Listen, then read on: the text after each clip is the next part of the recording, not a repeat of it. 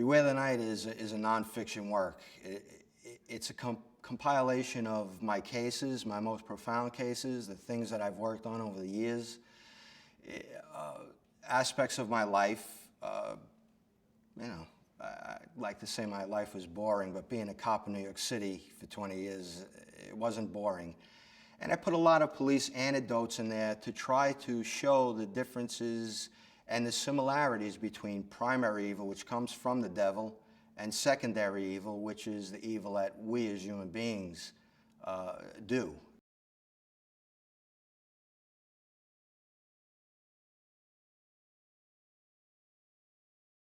The character of Ralph Sarchie in the film is a fictional character. I never murdered anybody. All right? And when Scott had that in the script, I reread it, and I was a little, again, taken aback by it. But I realized that this is a work of fiction based on aspects of my cases and aspects of my life. It has to be interesting. You need, from the little that I know, you need the arc. You know, you have to get a character from this place to that place, and you have to entertain people. And I found that a lot of people, they like to be scared when they're sitting in a movie theater in their own home, because it's fun to be scared when you're safe.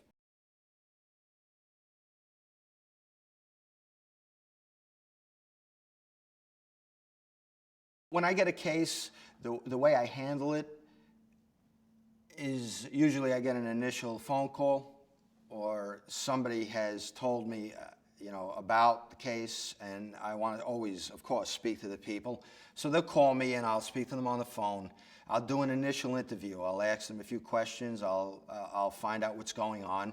And if I feel that they're legitimate, you know, they might not be suffering from mental problems, but even people who have mental problems could still be suffering from diabolical activity. So it's a fine line. You really need to pray. You need to be open where you can get the feeling on what you're dealing with. If I feel it's a real case, I'll set up a formal interview where I'll go to the person's house and I do the formal interview, and I'm prepared to actually perform an exorcism in that house if I feel that it is a demonic spirit and it's preternatural in nature. I don't exorcise people.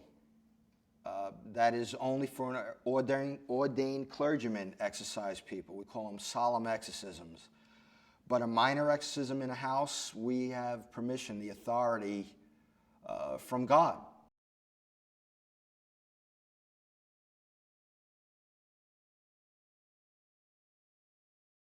Devils are more powerful. Devils can manipulate blessed objects. They could withstand more prayers. They fight. They fight like they don't leave. You really need to battle them in order to make them leave.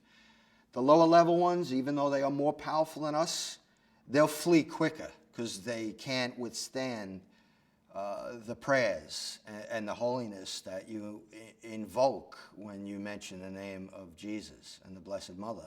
So they run quickly. Devils, they stay, they fight. They hate us, so they fight.